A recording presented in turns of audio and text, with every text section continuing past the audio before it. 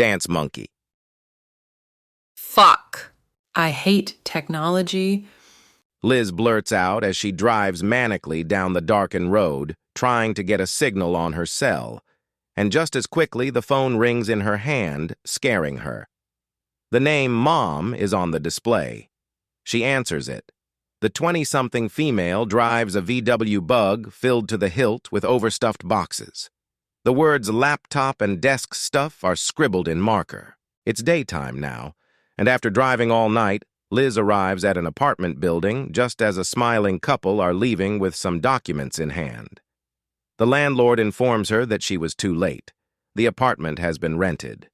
Distraught, Liz sits in the Cyber Love coffee shop, weeping into her phone, presumably speaking with her mother. Tess, another 20-something dancer-actor, overhears Liz and mentions she's looking for a roommate. The two quickly become friends. Tess hosts a small gathering to introduce Liz to the other tenants, including the newly appointed superintendent for the building, Neil. Fast forward 2 months. Liz and Tess are thriving as best friends. One night, after a drunken girls' night out, Liz kisses Tess, leading to an intimate encounter. The next day, Liz apologizes, insisting it was just a drunken mistake. Tess appears to accept this explanation. Liz continues to have long, scheduled phone conversations with her mother. One day, while at the Cyberlove coffee shop, Liz and Tess meet Bryce, who immediately takes an interest in Tess. Liz plays matchmaker, ensuring she doesn't become a third wheel, and encourages Tess to date Bryce, even going as far as to set up numerous romantic settings periodically within the apartment for the two lovebirds to stumble upon and enjoy. One evening, after another night of heavy drinking, loud pounding on the bathroom door awakens Tess. She finds herself in the tub with Bryce, who is dead, and Tess is covered in his blood, clutching the murder weapon. Panicked, Tess screams, and Liz breaks in to find her in a state of shock. Tess begs Liz for help, claiming she remembers nothing. Liz says she overheard her and Bryce fight last night. Yet again, Tess has no memory of it.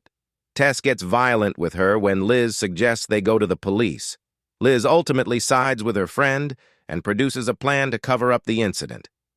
They attempt to dispose of Bryce's body in the building's incinerator. However, Neil catches them and shows them a recording of the basement. With the incriminating footage, Neil exerts control over the two women, forcing them to perform sexual acts for his gratification, or he'd go to the police. He refers to them as his dance monkeys. This situation takes a toll on Tess over time, whose guilty conscience is getting the best of her. Now she wants to go to the police. Liz, however, now is adamantly against it, fearing a spotlight into her past will expose to her abusive ex to where she is. In a fit of rage, Liz storms out, leaving her phone behind, a rare occurrence. The phone rings almost immediately, which is an unusual time. It displays Mom. Tess decides to answer it, only to hear Neil's voice on the other end. Tess puts 2 and 2 together and frantically hangs up without speaking.